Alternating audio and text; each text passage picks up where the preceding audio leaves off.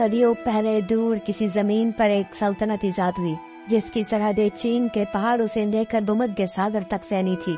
उस सल्तनत का नाम था फारस।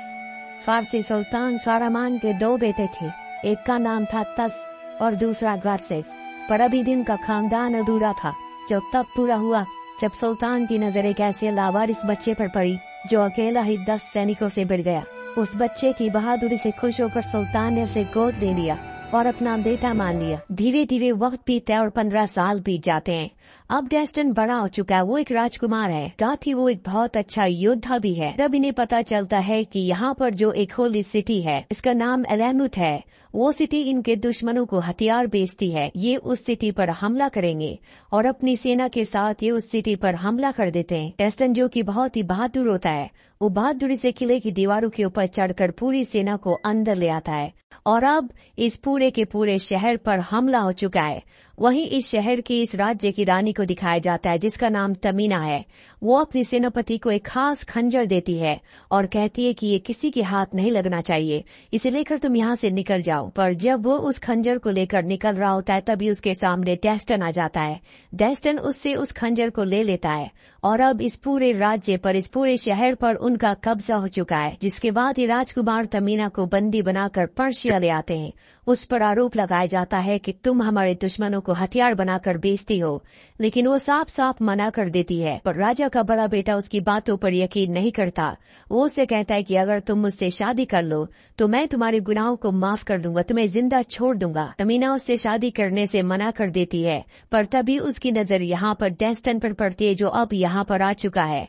वो देखती है कि उसके पास वो खास खंजर है जिसे उसने अपने सेनापति को दिया था और वो देखती रह जाती है कि वो खंजर उसके पास कैसे आया। दरअसल वो उस खंजर की रक्षा करना चाहती है जिसके लिए उसे जिंदा रहना पड़ेगा, इसीलिए वो राजा के बड़े बेटे से शादी करने के लिए मान जाती है। साथ ही सुल्तान अपने बड़े बेटे को याद करता है और उसे बुलाकर कहता है कि मुझे तुम पर बहुत गुस्सा है। एक तो तुम इतने मुकद्दस शहर पर कैद करने चले थे और दूसरा मुझसे पूछे बगैर अपने फादर से ये भी कहता है कि जब तक मैं आपको प्रूफ न कर दूं कि वाकई वो हथियार बनाते थे और हमारे खिलाफ इस्तेमाल करते थे, तब तक मैं आपके सामने नहीं आऊंगा। वो वहाँ से चला जाता है और दास्तान को एक ड्रेस देता है। ये लो, ये अब्बा जान के लिए है, यानी सुल्तान के लिए, और उन्हें ये भी बता देना कि मेरी और प्रिंसेस तमीना की शादी हो रही है। अब दास्तान प्रिंसेस तमीना को भी अपने साथ सुल्तान के पास लेकर आता है ताकि सुल्तान का अपने भाई की शादी के लिए अप्रूवल ले सके। अब दास्तान अपने फादर को जाके वो ड्रेस देता है तो इसे देख कर वो बहुत खुश होते हैं। साथ ही दास्तान तमीना को आगे करता है और कहता है कि ये भाई की पसंद है, वो इससे शादी करना चाहते हैं। तो सुल्तान कहता है दास्तान उसकी तो पहले कई ज्यादा बीवियां हैं, तुम्हारी भी तक शादी नहीं हुई, अब तो तुम्हारी उम्र भी हो गई है, तो मैं चाहता हूँ कि तुम इस राजकुमारी से शादी करो। तो दास्तान वहाँ से शर्मा कर चला जाता है। इन दास्तान के जाते ही सुल्तान का जिस्म चलने लगता है क्योंकि जो ड्रेस दास्तान ने उन्हें दिया था उसमें सहर लिखी। नमीना दास्तान के पास आती है और उसे कहती है कि हमें भागना चाहिए क्योंकि तुम्हारे अपने लोग तुम्हारे पीछे हैं। पर सुल्तान की डेथ हो जाती है। इस बात की खबर उनके बड़े बेटे को भी हो जाती है और दास्तान तमीना को बता रहा होता है कि मैंने वो ड्रेस तोहफे में नहीं दिया था, बल्कि मेरे बड़े भाई ने भिजवाया था जो तुमसे शादी करना चाहता था। पर तमीना दास्तान के करीब आने के बहाने वो खंजर चुराने की कोशिश करती है, पर दास्तान उसे ऐसा करने से रोक देता है। तो तमीना एक तलवार से उस पर हमला करती है, लेकिन इसी दौरान दास्तान से उस खंजर के ऊपर लगा जेवर दब जाता है और ऐसा करते ही दास्तान अपने आगे करिश्मा होते देखता है कि वक्त की धारा पीछे पलट रही है और वो समय में पीछे चला जाता है। ठीक जब तमीना उसके करीब आ रही थी तभी तमीना दोबारा उस पर हमला करती है, तो दास्तान दोबारा उस जेवर को दबाता है और वो दोबारा समय में पीछे चला जाता है। पर इस बार जब तमीना उस पर हमला करने लगती है तो दास्तान उसे पहले ही रोक देता है और दोबारा उस जेवर को दबाता है, पर इस बार कुछ नहीं होता। तो तमीना समझ जाती है कि दास्तान ने खंजर का इस्तेमाल किया है और वो उसे कहती है कि तुमने पूरी रेत खत्म कर दी है। पर दास्तान भी समझ चुका था कि ये कोई आम खंजर नहीं है। वो तमीना से पूछता है कि ये वक्त में कितना पीछे जा सकता है, तो तमीना उसे बताती है कि ये आम रेत से नहीं चलता, इसे चलाने के लिए जादुई रेत चाहिए और ये समय में सिर्फ कुछ ही पल पीछे जा सकता है। दास्तान और तमीना गुलामों की गाती से होकर वृत्त की तरफ आगे बढ़ रहे थे, पर रास्ते में उन्हें शेख हमर और उसके गुलाम पकड़ लेते हैं। वहाँ अमर दास्तान से कहता है कि तुम्हारी शक्ल उस शहजादे से बहुत मिलती है जो सुल्तान का कत्ल करके भागा है। लेकिन दास्तान और तमीना शेख हमर को चकमा देकर वहाँ से भाग जाते हैं पर इसी दौरान दास्तान को पता चल चुका था कि तमीना के पास थोड़ी और जादुई रेत है जो उसने एक कांच की शीशी में रखी हुई थी। तो दास्तान उससे वो रेत ले लेता है और खंजर में डाल देता है। इसके बाद वो सीधा अवरत जाते हैं। वहाँ दास्तान छिपकर अपने चाचा निजाम से मिलता है और उसे बताता है कि वो लिबास मुझे तस ने दिया था और अपनी ईमानदारी सच्चाई को बयां करने के लिए वो उन्हें उस खंजर को दे देता है। पर जब वो कपड़ा खोलते हैं तो देखते हैं कि उसके अंदर खंजर नहीं होता।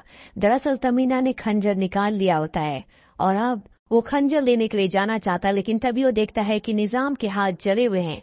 वो उनसे पूछता है कि आपके हाथ कैसे जले। निजाम बताता है कि जिस कपड़े से राजा की मौत हुई थी, जब मैं उस कपड़े को निकाल रहा था तो मेरे हाथ जल गए। डेस्टिन को याद आता है कि उस वक्त निजाम वहाँ पर था ही नहीं और वो समझ जाता है कि राजा को मारने वाला उसका बड़ा भाई यानी कि राजा का बड़ा बेटा नहीं बल्कि निजाम है। निजाम उसके ऊपर सैनिकों से हमला करवा देता है क्योंकि उसे समझ में आ चुका है कि डेस्टिन को पूरी सच्चाई का पता चल चुका है। पर डेस्टिन बड़ी बहादुरी से यहाँ से निकल जाता है। राजा का छोटा बेटा भी उस पर हमला करता है।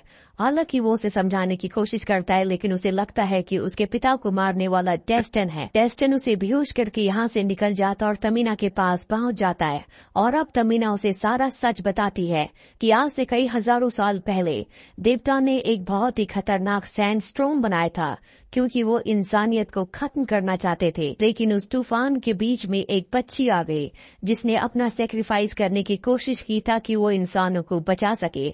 देवता उससे खुश हो गए और उन्होंने सैंड को एक ग्लास के अंदर बंद कर दिया और साथ ही उसे ये खंजर भी दिया गया जिस खंजर के अंदर बहुत सारी शक्तियां हैं जिससे पूरी दुनिया को खत्म किया जा सकता है। साथ ही इससे पास्ट में जाकर किसी भी घटना को बदल सकता है और अगर इंसान पास्ट में बहुत पीछे चला गया तो एक बार फिर से वो सैंडस्टॉर्म आ जाएगा जिससे पूरी दुनिया इंसानियत खत्म हो जाएगी। यहाँ पर डेस्टिन को पूरा सच पता चल जाता है कि निजाम इस खंजर को पाना चाहता है ताकि पास्ट में जाकर वो राजा को मार दे और शुरू से और हमेशा से वो राजा बने। दरअसल निजाम को भी ये बात पता नहीं होती कि पास्ट में बहुत पीछे जाने से तूफान दोबारा से आ सकता है।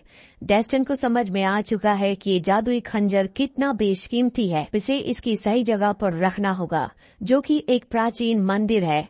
इसीलिए तमीना की मदद करने के लिए मान जाता है और जब भी अपने सफर पर खंजर को वापस रखने के लिए जा रहे होते हैं, गुलामों की घाटी का सरदार जिसने पहले भी इन्हें बंदी बनाया था वो इन तक पहुंच जाता है और इनको पकड़ लिया जाता है।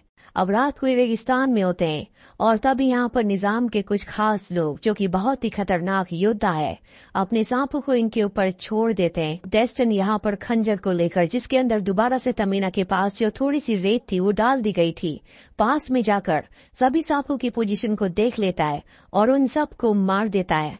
यहाँ पर गुलामों का जो सरदार होता है उसे बताया जाता है कि ये खंजर बहुत बेशकीमती है और हमें इसे हिंदू कुश की पहाड़ियों में उस मंदिर में वापस रखना होगा जहाँ से निकल गया था। अब वो भी इनकी मदद करने के लिए मान जाता है और जब ये सब वहाँ पर पहुँचते हैं तो देखते हैं कि वहाँ पर जो लोग होते हैं उन्हें पहले से मार दिया गया है। दरअसल निजाम ने जिन लोगों को यहाँ पर इन सब को मारने के लिए खंजर वापस लेने के लिए भेजा था, जिन्होंने रात को इनके ऊपर सांप छोड़े थे, वो पहले यहाँ पर पहुँच गए होते हैं। उन्हें यहाँ पर सबको मार दिया है। यहाँ पर राजा का बेटा भी अपनी सेना की टुकड़ी के साथ पहुँच जाता है। उसे लगता है कि डेस्टिन ने ही उसके पिता को मारा था, इसीलिए वो उसे बंदी बनाकर अपनी राज्य वापस ले जाना चाहता है। पर डेस्टिन किसी तरह से उसे यकीन दिला देता है कि ये सब उसने नहीं बल्कि निजाम ने किया है।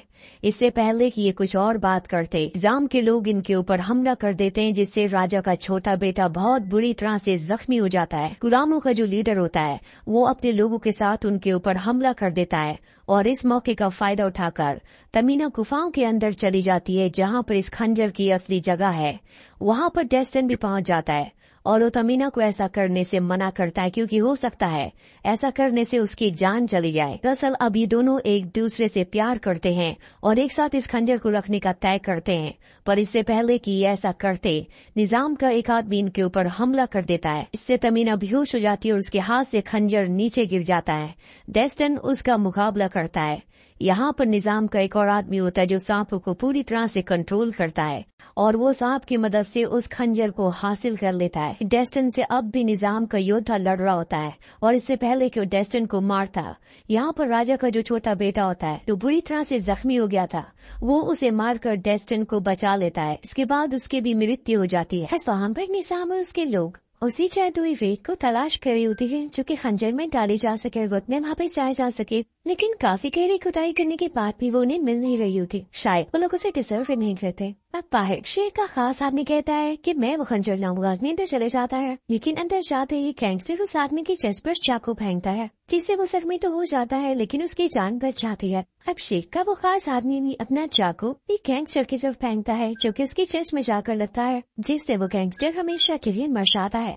जब निजाम को पता चलता है कि यहाँ पर खंजर नहीं है तो अपने सिपाहियों को ऑर्डर देता है कि जरूर यहाँ पर दास्तान आया होगा, उसे मेरे पास ले करो। कितनी ही देर में दास्तान अपने सबसे बड़े भाई के पास आता है। हमारे फादर को मारने वाला निजाम ही है। तो दास्तान का बड़ा भाई कहता है तुम पागल हो, हमारे चचा ऐसा क्यों करेंगे। दास्तान कहता है चचा ही तो कर सकते हैं क्योंकि वही हमारे फादर के एक भाई हैं और उन्होंने ही सुल्तान को इसीलिए मारा ताकि वो खुद बादशाह बन सके। तुम्हारी फजूल बातों में नहीं आने वाला। ये कहानी किसी और को सुनाना चाहकर तो दास्तान कहता है नहीं भाई, की कहानी क्यों सुनाऊंगा। तो उसका भाई कहता है क्योंकि तुम मुझे भी मारना चाहते हो, तुम्हें खुद जो सुल्तान बनना है। तो दास्तान कहता है नहीं भाई, मैं आपको नहीं मारना चाहता, इसलिए मैं खुद को मार लेता हूँ, लेकिन इससे पहले कि मेरी जान जाए, जब मैं खुद को खंजर मारूं तो इस खंजर को ऊपर से दबाइएगा और आपको खुद ही सब कुछ पता चल जाएगा। इसी के साथ ही दास्तान खुद को खंजर मार लेता है, लेकिन तभी वहाँ पर निजाम आ जाता है। दास्तान का बड़ा भाई उसे कहता है कि आप वहीं रुकिए जब तक मैं न कहूँ, और खंजर को ऊपर से दबाता है तो वो भी पीछे चला जाता है। जहाँ पर दास्तान खुद को खंजर मार नहीं वाला होता है तो उसका भाई उसे रोक के कहता है मेरे भाई, मुझे तुम पे यकीन आ गया है, खुद को खंजर मत मारना। उसे सारी रियलिटी पता चल चुकी थी,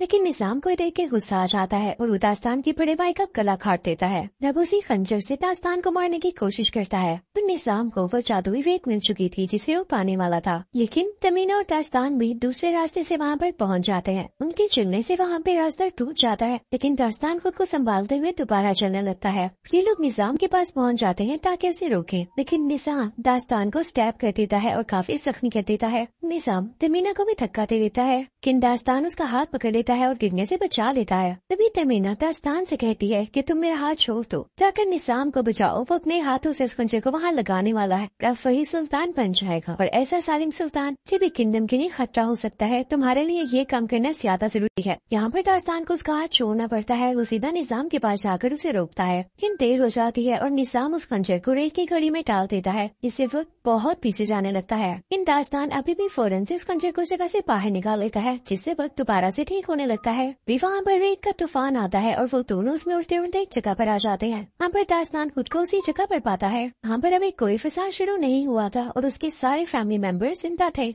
यहाँ पर दास्तान अपने भाइयों को सब कुछ बता देता है। जब निजाम को पता चलता है कि बस अब तो मैं पकड़े जाने वाला हूँ, तो सुल्तान के सबसे बड़े बेटे पर अटैक करने लगता है, लेकिन उससे पहले ही सुल्तान का बड़ा बेटा उसे स्टैब करके मार डालता है। दास्तान का बड़ा भाई उसी होली सिटी में जाता है और वहाँ की राजकुमारी अपनी प्रिंसेस तमीना से माफी मांगता है कि हमने आप पर ब्लेम लगाकर आप पर अटैक करने की कोशिश की। तो अपने भाई दास्तान के लिए तमीना का रिश्ता मांगता है, जहाँ पर उन दोनों शादी हो जाती है। वो लोग उस खंजर को उसकी जगह पर वापस रख देते हैं।